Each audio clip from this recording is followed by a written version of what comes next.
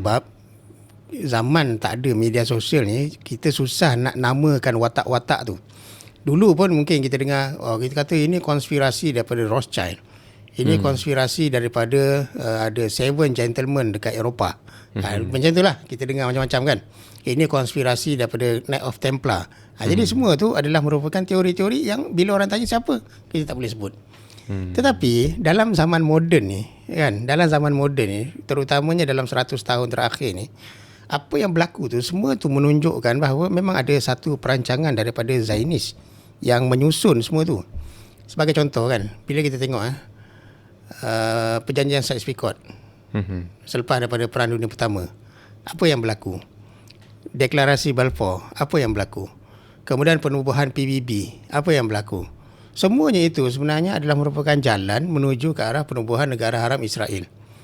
Jadi bila dunia disusun sebegitu rupa, akhirnya negara Israel boleh ditubuhkan 1948 dan dilindungi dengan undang-undang.